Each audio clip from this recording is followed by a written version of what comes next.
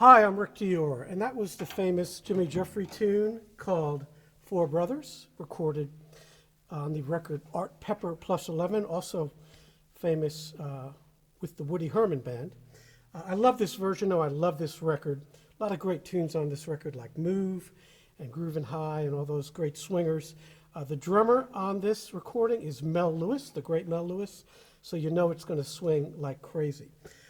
There's not that much to talk about with this chart. I wanted to do an easy one after doing all these kind of complicated ones. This one doesn't have a lot of figures, and it's a small band, so you can play a little bit lighter there. You don't have to copy everything Mel does, but I would definitely listen because it's a great recording of this tune and all the other tunes as well. So one thing in common that you'll notice with all these recordings is that I do switch cymbals quite a bit when I'm riding here during the solos. I made an effort here to write on the chart the form. So the form of this tune is AABA. So it's an A section, 8 bars, and that repeats another 8 bars. Then there's a bridge, that's the B section, and then there's another 8 bars, the last A section. So it's a 32-bar form, and that just keeps repeating for the whole tune, except for the ending. There's a little tag on the ending there. So for the choruses, the solo choruses, you might want to switch up cymbals. You saw me using the China cymbal there for the first 32 bars, and then I went to this 21-inch K, this old K. All right.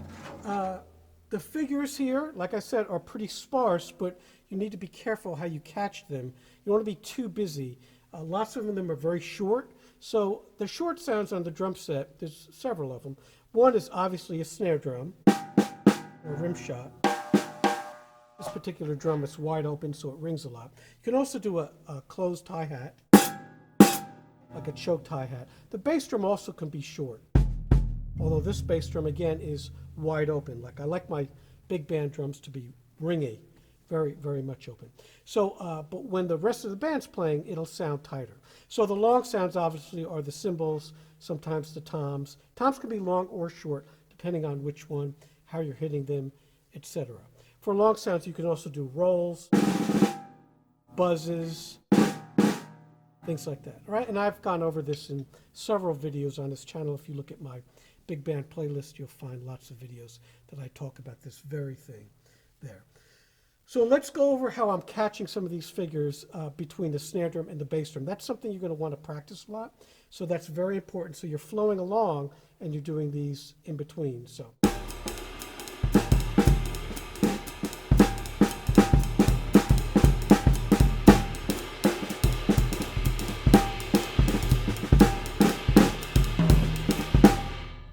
So you see there, I'm keeping my ride really steady, right? But then I'm alternating between the foot, the bass drum, and the snare drum. And the bass drum here being a longer sound, ba-do, ba-do, ba-do.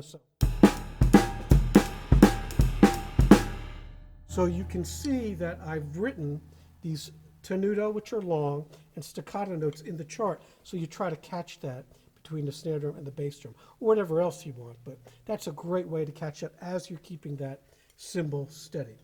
A few notes here, getting into the third page. This figure, lots of over the bar line hemiolas here. You don't have to catch that exactly. You saw me do it there between the toms and the ride. So.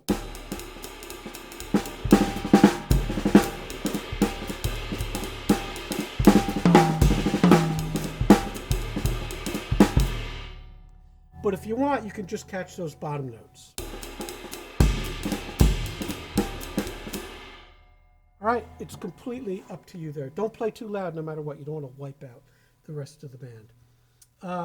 That one figure, about 4 lines from the end of page 3, that better, better, better, better. A good way to catch that is this. Or you can go like this.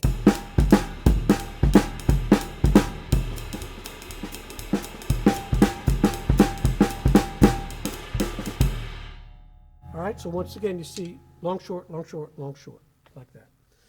So this chart has a couple shout choruses there. They should build. So first one, it's big. It's very much a drum solo there. But the second one should be even bigger. So you could play these little fills in between. 1, 2, 1, 2, 3.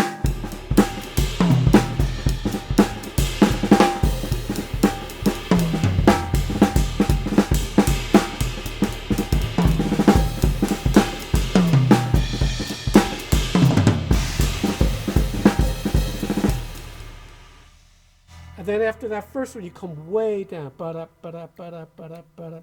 Another hemiola. Don't catch those figures there. Let the saxes play them, and then build into the last shout chorus, which should be even bigger than that second one. And then the hardest part of the tune is this ending, this stop time. So basically 2 lines from the end, you have this 1, 2, 1, 2, 3, 4.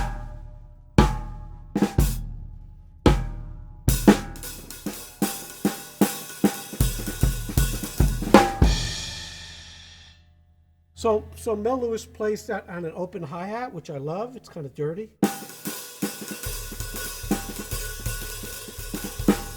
And that's a great way to fill those in there so the band has some time. And you want to catch those figures.